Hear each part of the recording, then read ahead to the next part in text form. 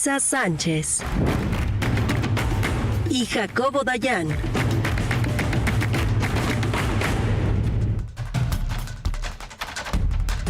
Lisa Sánchez Ortega, a la distancia, buenos días, bienvenida, buen viernes, ¿cómo estás? Muy bien, con el gusto de saludarles desde la distancia, mi querida Carmen. Jacobo, buenos días. Aquí en el estudio, Jacobo Dayan, buenos días. Buenos días, Carmen, Lisa. Hoy Lisa viene muy de viernes. A ver, así, ¿por qué?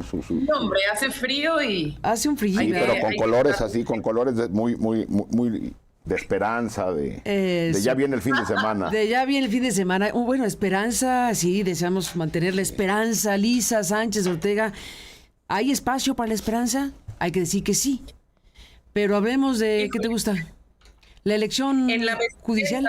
Pero esta semana creo que nos pasaron dos cosas que justamente no nos hacen mantener mucho la esperanza, ni en el orden democrático, ni en la solidez de nuestras instituciones, y bueno, mucho menos en los resultados que pudiéramos tener en materia de seguridad pública o en materia de seguridad en general, con dos sucesos, ¿no?, que yo creo que vamos a discutir a profundidad hoy con Jacobo. El primero fue pues lo que vimos en el Consejo General del INE con la declaración de validez de la elección judicial, pese a que ahí mismo en ese consejo y a través de sus mismos consejeros nacionales se virtieron una serie de argumentos y evidencias, incluso cálculos estadísticos, pues que hablan de una serie de irregularidades en la elección que tienen carácter pues de general, de sistemático, de intencional, y que aún así, ¿no?, con esa serie de irregularidades que por supuesto que pudieron haber tenido un efecto determinante sobre los resultados de la elección,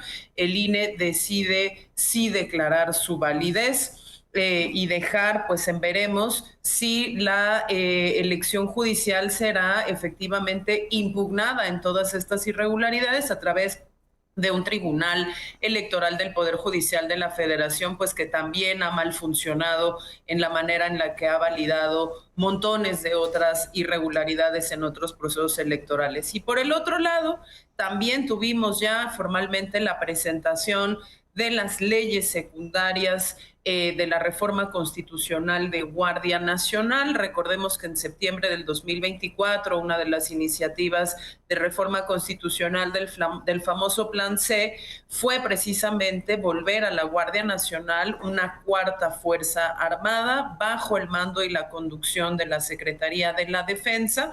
Y bueno, como eso se aprobó, había que cumplir con un plazo de 180 días, que por cierto no se cumplió, para emitir la legislación secundaria y la armonización, por lo menos de 8 leyes, para hacer efectivamente realidad el hecho de que esta corporación dejó de ser una policía civil federal como las conocíamos y se incorporó como cuarta fuerza armada de lo que denominamos la famosa Fuerza Armada Permanente, junto con el Ejército Mexicano, la Armada de México y la Fuerza Aérea. Dentro de estas leyes, y si quieres ahorita entramos pues con un poquito más de detalles, cosas tremendamente preocupantes y que además entran en abierta contradicción con la posición que ha tenido el gobierno mexicano, por ejemplo, en foros internacionales como la CEDAW, la Comisión para Eliminar Todas las Formas de Violencia en contra de la Mujer, en donde los representantes del gobierno federal mintieron abiertamente diciendo que la Guardia Nacional seguía siendo una corporación policial, que no existía la militarización porque la presidenta era una comandante en jefe de las Fuerzas Armadas civil, y que además, ¿no?, otras medidas regresivas de las que podemos platicar, como la expansión de la prisión preventiva oficiosa, pues bueno, se revisarían en la Suprema Corte de Justicia, como si no le hubieran pedido a la Corte ya parar de sesionar todos los asuntos que tienen pendientes antes del recambio justamente de ministras y ministros que ocurrirá en septiembre. Entonces, mantenemos la esperanza, digamos, en lo individual, pero a nivel pues constitucional, legal, institucional y a nivel país, creo que tenemos que seguir manteniendo la vigilancia y sobre todo pues la exigencia de que el Congreso, en este caso hablando de las leyes secundarias de Guardia Nacional, tome realmente en serio su papel y deje de simular lo que no es, para poner controles civiles efectivos sobre lo que van a seguir haciendo, que es usar a militares para hacer tareas de policías. Sí, Carmen, sobre lo ocurrido en el INE, me parece que, digo, ya rebasamos la parte legal, ahora estamos ya en la parte, pues, diría yo, simbólica del resultado electoral, de la elección del Poder Judicial. Y creo que siempre es importante recordar cómo llegamos acá. Morena y sus aliados no tenían o no obtuvieron en las urnas la mayoría que les permitiera cambiar la Constitución. Tuvieron el 54% de los votos, que se transformó o que se convirtió en un 74-75% en el Congreso, que después tuvieron que copetear, extorsionando o convenciendo por formas medianamente oscuras a un senador, a Yunes, a Miguel Ángel Yunes, para completar sus votos. Y desde que se planteó esta reforma, todo lo que se advirtió acabó ocurriendo, que era una elección físicamente, o sea, en términos materiales, imposible de realizar por la cantidad de cargos y candidaturas. José Ramón Cosío fue de los primeros que en este espacio, Carmen, dijo: cuidado, no coinciden los distritos electorales con los circuitos judiciales. Tuviste aquí una entrevista con un candidato a magistrado, creo, en Coahuila, que nos decía de estos absurdos que se generaban a la hora de dividir distritos electorales y convertirlos en circuitos judiciales, que esta elección iba a generar una captura del Poder Judicial por parte de intereses de partidos políticos, del crimen organizado y de otros intereses, que no necesariamente iban a llegar las mejores candidaturas a las boletas, y que este proceso era abiertamente ilegal, tanto que hubo decenas, no recuerdo ya cuántas, suspensiones en todo el proceso que fueron ignoradas por medio mundo. Desacatadas, sería la palabra. Y hoy hay la discusión sobre el resultado, han tratado de desviarla diciendo que las irregularidades que se denunciaron, como las urnas zapato, los votos planchados, es decir, que no fueron doblados, elecciones, urnas donde hubo más de 100% de los votantes o que votaron en tiempo récord, no alteraron la elección, porque fueron alrededor de 800 casillas que sí fueron eliminadas, cerca del 1% de las casillas, que no altera el resultado. El problema, eso habla de regresar a prácticas, aunque sean un porcentaje muy bajo, el 1%, prácticas que pensábamos habíamos superado como país. Pero bueno, ahí queda como alerta. El problema es que los resultados electorales coinciden en un altísimo porcentaje con los acordeones. Quien haya hecho esos acordeones decidió el resultado. Y quien haya sido es ilegal. Así haya sido yo en mi casa que produje los acordeones, eso está fuera de la ley. Si fue el gobierno, peor aún, porque están utilizando recursos públicos y no podían participar. Si fueron los partidos políticos, también es ilegal, porque no podían participar los partidos políticos. Es decir, si fue el crimen organizado, pues es ilegal y es grave, y si fue intereses económicos, es ilegal y grave. Sí, sea quien sea, eso es ilegal. Y no hay manera de decir que lo que está en los acordeones no incidió en el resultado, porque hay una coincidencia altísima. Absoluta. En la Suprema Corte creo que es alrededor del 60%, y en el Tribunal de Disciplina Judicial es cerca del 80% o algo así. Es decir, hay una relación directa entre quien decidió hacer esos acordeones y el resultado. Es decir, hay materia para decir que hay una injerencia externa a la voluntad del electorado en quien haya hecho estos acordeones. El día de la elección yo recordaba el caso de Rumania. En un país democrático se pueden revertir elecciones cuando se prueba la injerencia externa sobre la voluntad del elector. En Rumania echaron para atrás una elección presidencial por la injerencia, en este caso en redes, de Rusia, que generó sesgos en la elección y se canceló y se rehizo, y tan hubo injerencia que cuando se rehizo la elección no ganó el candidato prorruso, sino el otro. Entonces, el verdadero elector está en quién hizo estas acordeones. Y ya tenemos algunas pistas, Carmen, que los mismos actores nos han ido soltando. Nos han ido proporcionando. Exactamente.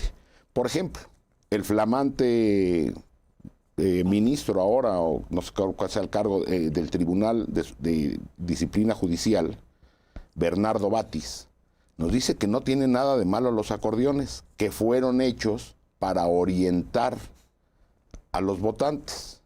Ah, bueno, ahí hay una pista, ¿no? Porque Luisa María Alcalde había dicho que había sido el ingenio de la gente. Pero aquí ya Bernardo Batis, ojo, va a ser uno de estos jueces de este tribunal de disciplina de la Santa Inquisición, que los acordeones no tienen nada de malo, fueron para orientar. Pero Claudia Sheinbaum ahora nos da más claridad. Primero dijo que era un éxito la elección. Y ahora, el día de ayer dice que, pues, ganaron los cercanos a la Cuarta Transformación porque la mayoría del pueblo quiere la Cuarta Transformación. Pero la pregunta es, vamos a suponer que yo fuera un simpatizante de la Cuarta Transformación, ¿cómo me entero qué ministro o qué juez o qué magistrado es cercano a la Cuarta Transformación si no es a través del acordeón? Y entonces ella lo que dice es de que los acordeones sirvieron para generar esta información y que no tiene nada de malo que hayan quedado jueces, ministros, magistrados cercanos a una opción política, e incluso critica a la oposición por no haber hecho lo propio, cuando es ilegal. Es decir, Claudia Sheinbaum quiere hacer de la ilegalidad virtud. Y yo nada más me quedé pensando en un símil. Claro, si la mayoría de la gente en este país le va a la América o a las Chivas, pues sería lógico que los árbitros favorezcan o sean cercanos a la América, a las Chivas. Pues es lo que está diciendo Claudia Sheinbaum. Imagínate. Claudia Sheinbaum dice, si la mayoría de la gente está con Morena, es normal que voten por jueces cercanos a Morena. ¿Y dónde está la división de poderes entonces? O sea, lo que Claudia Sheinbaum está aceptando... ¿Y la autonomía judicial? Y la autonomía. Lo que está aceptando abiertamente es de que esta elección tenía o tiene como resultado un poder judicial cercano al poder. Es decir, no está a favor de la división de poderes. Han intentado distintas voces del oficialismo, repito, hacer de la ilegalidad virtud. En esta mesa, Leonel Godoy vino a decir una mentira del tamaño del planeta, que el Tribunal de Disciplina Judicial es lo mismo que el Consejo de la Judicatura. No es lo mismo. Bueno. Las facultades que tiene el Tribunal de Disciplina Judicial y la arbitrariedad con la que puede remover jueces es muchísimo mayor. Incluso no tienes manera de impugnar una decisión del Tribunal de Disciplina Judicial, a diferencia de lo que ocurre en el Consejo de la Judicatura. Entonces creo yo que ya tenemos la claridad y por segunda ocasión perdemos la oportunidad de menos tener una narrativa pues ya histórica ante lo que está pasando. Si la Suprema Corte de Justicia de la Nación se negó a discutir el fondo de esta reforma por el voto de Pérez Dayán, pero ni siquiera a discutir para tener los elementos. Para dejar constancia, por lo menos. O sea, eso quedaron a deber totalmente los ministros de la Corte. Bueno, Carla Humphrey ahora se sumó al voto, después de argumentar una cosa, vota en otro sentido, e impidió que hubiera un voto simbólico, porque no tenía peso con consecuencias vinculante. Pero a ver, no tenía peso vinculante, pero fíjate lo que hubiera significado que en vez de 6-5 a favor de validar la elección, hubiera sido 6-5 por no validar la elección. El INE no puede anular una elección, pero sí podría haber dejado al Tribunal Electoral esa circunstancia con un posicionamiento mayoritario de esto no se puede validar. Más allá de su connotación jurídica o legal, hubiera sido de enorme impacto e importancia que el órgano electoral de México, que el INE, que aún es un órgano autónomo constitucionalmente, hubiera planteado que ante tantas irregularidades como sostuvieron 6 de los 11, aunque una sostuvo irregularidades y votó incongruentemente a favor de la elección, hubiera sido muy importante, pues fundamental para la historia. De menos decir, el tribunal, que sabemos en qué va a acabar, no, pues sí, falló en contra de lo que en el INE advirtió. Y bueno, las democracias se van erosionando a partir de decisiones puntuales de gente concreta como esta. Y bueno, ya tenemos una claridad. El futuro es con orgullo lo puede decir el oficialismo, con un poder judicial cercano al partido político. Reconoció por la presidenta. Por la propia en presidenta. voz alta. Y reconociendo incluso... Digo, es obvio y evidente y es rotundo, pero reconocido ya en voz alta por la presidenta. Pues es cínico, es decir, es aceptar la ilegalidad como virtud, Carmen. Lisa, ¿qué dices? Sí, yo retomo no solo esta validación, digamos, desde el micrófono máximo el micrófono máximo de la República, sino también volver a decirle justo al auditorio cuál es la magnitud y la gravedad de lo que se validó, porque aunque Jacobo lo dijo muy bien, hubiese sido una decisión simbólica que le hubiese puesto quizás lo único, pues un mucho mayor peso a las decisiones del tribunal, pero que el INE efectivamente no iba a poder invalidar esta elección, pues son los números, Carmen, ¿no? O sea, cuando estamos hablando de esa ilegalidad validada, de lo que estamos hablando es que en el caso de la Suprema Corte fue el 61% de las casillas computadas, de los votos de esas casillas computadas que dieron una coincidencia exacta, ¿no? En una mayoría de ministros y ministras pertenecientes justo al oficialismo, ¿no? Entre 6 y 9 de los candidatos exactitos de esos acordeones, en 61% de los casos resultaron ganadores exactamente en el mismo orden en el que estaban puestos en los acordeones, pese a la existencia por lo menos de 37 versiones, ¿no?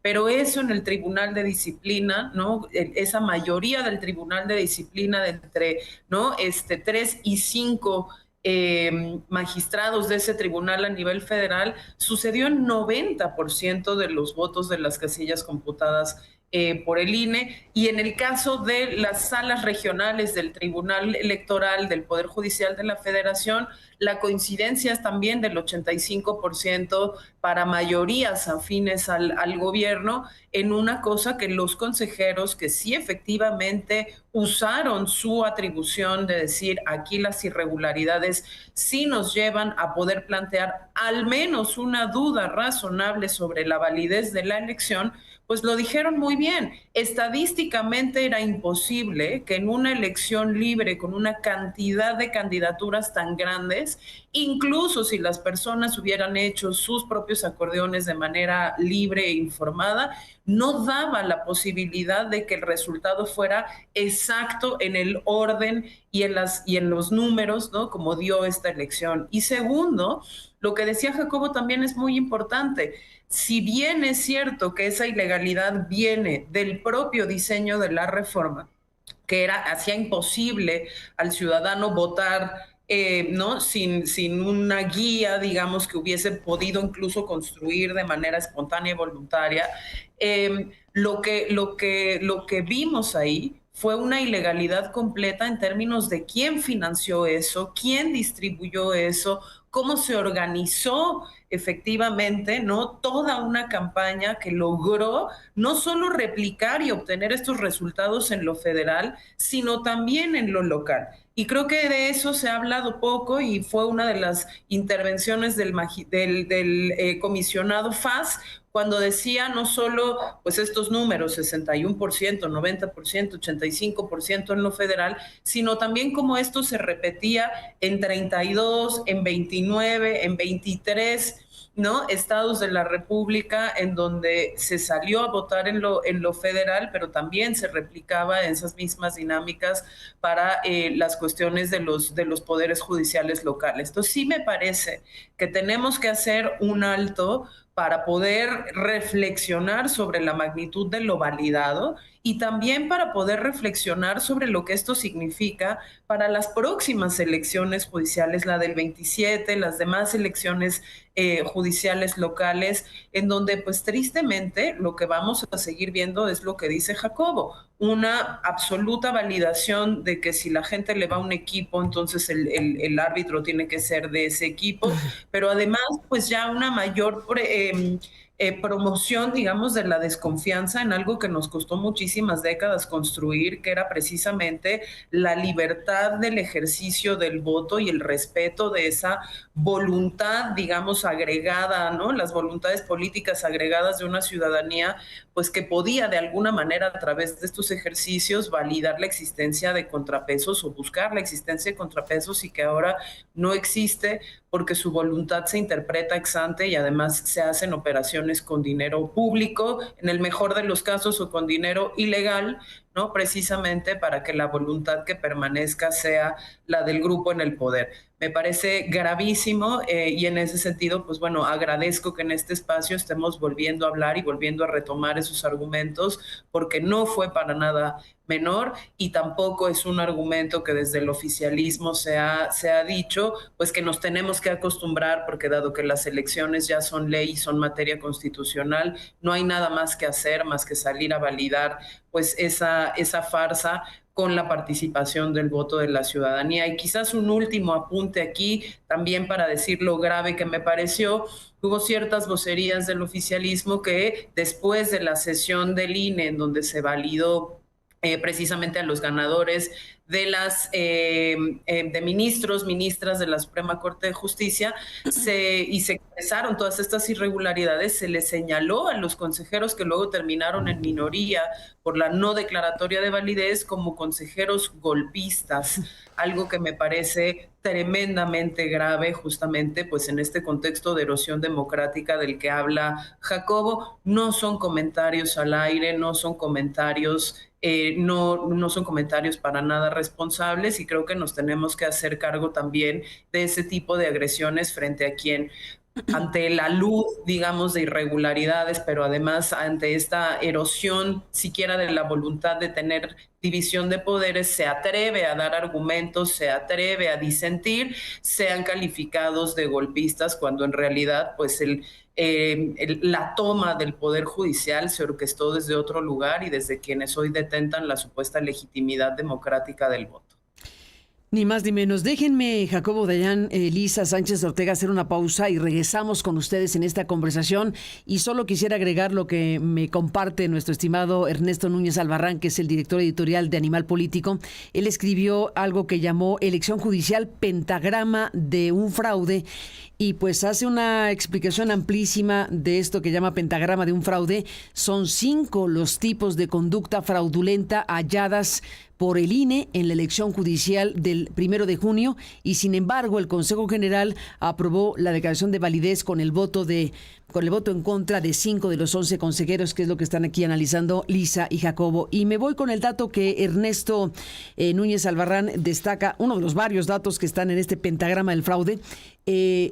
Hablando de los acordeones, dice aquí una parte del texto: por inverosímil que parezca, en el 90.39% de las casillas obtuvieron la mayoría de los votos entre 3 y 5 candidaturas de dicho acordeón. En 9 de cada 10 casillas, la ciudadanía votó de forma idéntica en una boleta en la que había 38 candidaturas y 174,490 combinaciones posibles para votar. La elección estaba hecha antes. Estaba el resultado hecho antes. En el propio acordeón, en los propios acordeones. Ese es el país más democrático del mundo. Puc. Volvemos. Lisa Sánchez y Jacobo Dayan.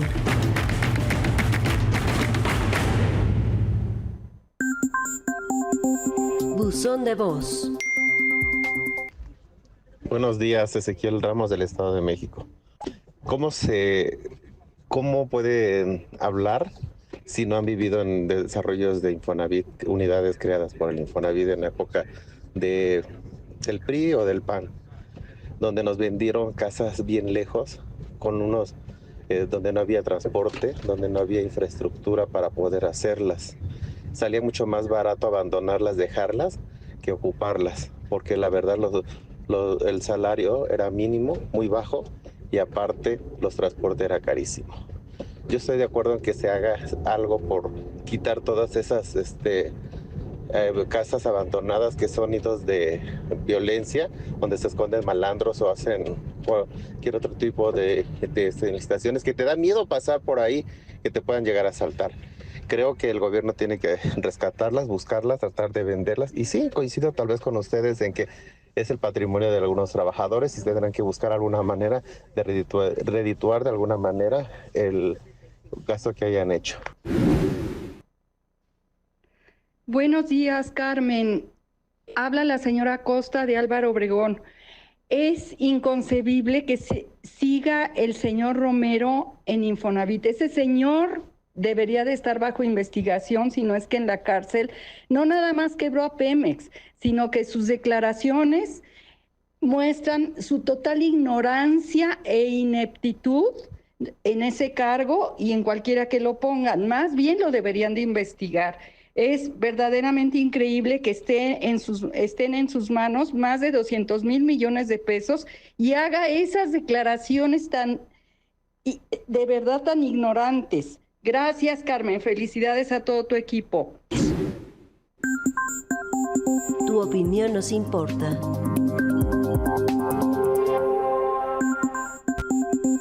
Buzón de voz. Envíanos un mensaje de voz por WhatsApp al 5548 82 88 22. 5548 82 88 22. Incluye tu nombre y lugar donde vives. Tu opinión nos importa.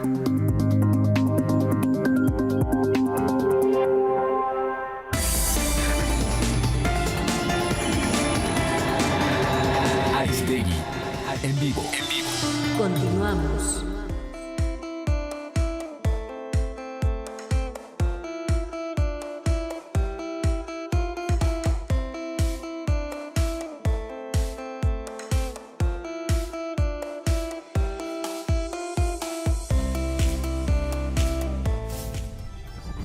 Para ti, que buscas análisis profundo y periodismo de verdad, porque entiendes la importancia de estar informado y comprender el entorno social, económico y político de México y el mundo.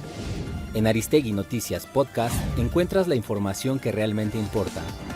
Buenos días, México. Cada día, Carmen Aristegui y su equipo te ofrecen un panorama completo de los hechos que marcan nuestra realidad. Gracias a quienes están conectados en otras plataformas en internet. Entrevistas con los protagonistas.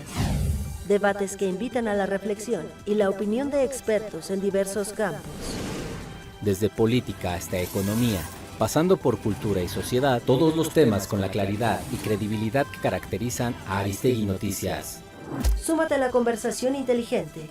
Encuentra el podcast de Aristegui Noticias en tu plataforma favorita. Aristegui Noticias Podcast. Periodismo en libertad. Disponible en cualquier plataforma. Ahora también estaremos en YouTube. Aristegui en vivo. Y como siempre, encuéntranos en www.aristeguinoticias.com.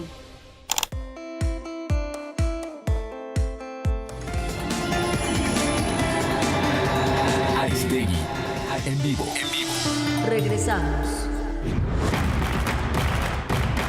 Lisa Sánchez y Jacobo Dayan.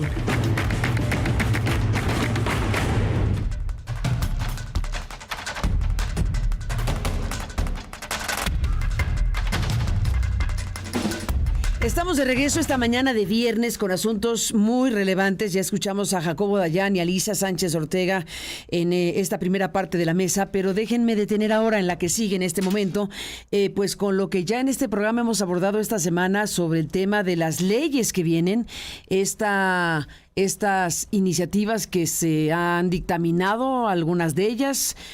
Vamos a ver si ya está dictaminada la de telecomunicaciones o no, pero en fin, hay una serie de leyes incluyendo la de la Guardia Nacional, nada más ni nada menos, y se avecina una vez más un fast track. Se avecina una vez más una aprobación veloz de lo que dudamos seriamente hayan estudiado, revisado, analizado los legisladores que van a votar. Lisa, Jacobo, ¿qué me dices, Jacobo? Sí, decíamos, y creo que se conecta lo que decía Lisa al final del comentario antes del corte, de una democracia que ya no tiene contrapesos, Ahora veremos... A ver, ¿puede existir una democracia sin contrapesos? No, bueno, de hecho no. No, bueno, tampoco. Casi que ese es el diseño de la democracia, ¿no? Exactamente, y sin Estado de Derecho tampoco. Pero bueno, cuando la impunidad genera incentivos para que el poder no se contenga. Ahora no tienes contrapesos ya tampoco en el Poder Judicial. A lo único que queda apelar es a la buena voluntad del régimen, a la autocontención. Lisa decía la complejidad de lo que está por aprobarse en reforma de la Guardia Nacional, pero a la lista es enorme. Viene la de telecomunicaciones, viene una lista como de 10 o reformas. Sí. Que no hay manera humana. Son 20, ¿no? Pues ya, más o menos. Son las que sean, porque en realidad este régimen gobierna por decreto. El paso por el Congreso es un trámite, donde en algunos casos se puede, ante la presión, recular y revisar, como fue la ley de telecomunicaciones, pero en muchas otras no. Entonces, lo que veremos seguramente es un fast track, porque no hay manera humana de legislar tantas cosas en un periodo extraordinario y leyes tan complejas. En materia de Guardia Nacional es sumamente preocupante, y regresamos a la amicus curiae famosa que mandaron unos expertos internacionales en materia de la reforma del Poder Judicial, diciendo: cuidado, en México se están eliminando los contrapesos políticos del Estado, y se está generando un gobierno cívico-militar. Lo que vemos en esta reforma otra vez es fuera máscaras. Se acabó este discurso de que la Guardia Nacional es civil. Lo que viene es, le da facultades, ya entrevistabas ayer a la gente de R3D. A Pepe Flores. Sí, con las facultades que se le está dando ahora a las Fuerzas Armadas en temas de inteligencia y de intervención de telecomunicaciones, de saber en tiempo real dónde nos encontramos con nuestros teléfonos. El reclutamiento es abiertamente militar, se militariza la Guardia Nacional, y hay algo que pasa por ahí desapercibido, donde los tribunales militares, los mandos, o sea, los jueces de estos tribunales son nombrados por el secretario de la Defensa. Pues no estábamos en la lógica de la democracia y del país más democrático, donde vamos a votar a los jueces. ¿Por qué no votan los jueces por los jueces de los tribunales militares? ¿Por qué esos quedaron fuera? ¿Será que los militares son más democráticos y entonces se les deja la oportunidad de nombrar a sus propios jueces? Caray, no lo había pensado, pero pues sí, ¿por qué no votaron eso? Pues hay que votar a todos, o que ¿cómo? voten todos los militares por sus jueces, o por qué no hay democracia dentro de los tribunales militares en el país más democrático. Entonces lo que tenemos es ya la formalización de la militarización de la Guardia Nacional, cada vez con más y más y más facultades a la Sedena. Lisa Sánchez Ortega, ¿qué nos dices de este punto en específico, la ley a la Guardia Nacional? Fíjate, por lo menos resaltar unos 5 aspectos rapidísimos, mi querida Carmen. Lo primero es lo que dice Jacobo Dayan, ¿no? Es efectivamente armonizar una serie de leyes, porque ya desde septiembre nos habían dicho que la Guardia Nacional iba a ser una 4ª Fuerza Armada, y como tal se oficializa. ¿Por qué es importante? Porque en el discurso nos siguen diciendo que es una corporación policial con un mando civil, que en realidad las cosas en México no cambiaron, y que México no es el único país de América Latina que no tiene una Policía Nacional Civil, como en realidad sí es, ¿no? Y entonces lo que hace esta serie de armonizaciones legales es volver a la Guardia Nacional una corporación militar, eliminando las disposiciones de ingreso, de ascensos, de régimen disciplinario formalmente civiles que sí tenía la ley de Guardia Nacional después que se aprobó la reforma constitucional de 2019. Ahora lo manda todo al ordenamiento legal que regula las Fuerzas Armadas, y por lo tanto, como decía Jacobo, reclutamiento, ascensos, títulos, ya no son comandantes de la Guardia Nacional, ahora formalmente podrán ser generales, toda la jerarquía militar. Por supuesto que su disciplina estará regulada también desde las leyes militares y desde los tribunales militares, y por supuesto que eso también constituye formalmente, desde la reforma constitucional del año pasado, una ampliación de la jurisdicción de los tribunales militares y por lo tanto del fuero militar, algo que ya había sido repelido en la Suprema Corte de Justicia cuando se discutió una reforma de Peña Nieto del 2016 que hacía justamente eso, ampliar la capacidad de los tribunales militares para conocer de asuntos en donde incluso estaban involucrados civiles. Segunda cosa que hace, que me parece que es muy peligroso y que creo que la ciudadanía debería también estar preocupada por eso, autoriza no solo la intervención de telecomunicaciones, como ya decían, sino también de operaciones encubiertas, donde los miembros de la Guardia Nacional, que serán militares, gobernados por militares, comandados por militares, podrán ir vestidos de civiles o en operaciones encubiertas, ¿no? Y podrán además tener luego la facultad de hacer acciones de investigación que resulten sobre esas operaciones encubiertas, en algo que, insisto, también la Suprema Corte de Justicia ya había rechazado en años anteriores, porque son facultades que se consideran facultades exclusivas de autoridades civiles como las policías de investigación y los ministerios públicos, y que no deben quedar en manos de militares, máxima cuando esos militares no tienen las mismas obligaciones de sujeción a controles civiles, rendición de cuentas, etcétera, que podrían tener otro tipo de autoridades. Una cosa tercera que es, interpretativa, porque uno tiene que revisar no solo estas leyes secundarias, sino también ver, por ejemplo, las reformas que se proponen a la nueva ley del Sistema Nacional de Seguridad Pública, es que si bien nos están regulando, nos están armonizando el convertir a la Guardia Nacional de algo civil a una fuerza armada, pues se les olvidó, parece, en todo este paquete legislativo que discutirán Fast Track, incluir cuál va a ser el mecanismo por el cual las otras 3 Fuerzas Armadas, a las que se les dio un mandato constitucional de participar de manera permanente en tareas de seguridad pública, ¿cómo vamos a regular eso? No está en la ley del Sistema Nacional de Seguridad Pública, no está en la reforma de la Ley de Guardia Nacional, y sin embargo en la Constitución ahí dice que el Congreso tiene la obligación de legislar cómo es que esas 3 Fuerzas Armadas podrán participar en tareas de seguridad pública. Un cuarto elemento, y si quieres con eso cerramos la reflexión, es pues no solo al asumir el control operativo de la Guardia Nacional, la Secretaría de la Defensa aumenta, digamos, su total de elementos bajo su conducción para llevarlos casi al 500,000, sino que encima pues va a controlar el presupuesto de la Guardia Nacional, los activos de la Guardia Nacional, todo lo que son los recursos de la Guardia Nacional, y los militares ya eran el tercer presupuesto más grande de la Administración Pública Federal. Eso formalmente me lleva a cerrar esta reflexión con lo que decía Jacobo. Por más que nos digan que no hay militarización, por más que nos digan que las Fuerzas Armadas no están guardando para sí participación política, autonomía financiera, operativa, estratégica con respecto de los mandos civiles, sus propias leyes los desmienten, porque les dan cada vez más facultades, les dan cada vez más dinero y con ello les dan cada vez más poder.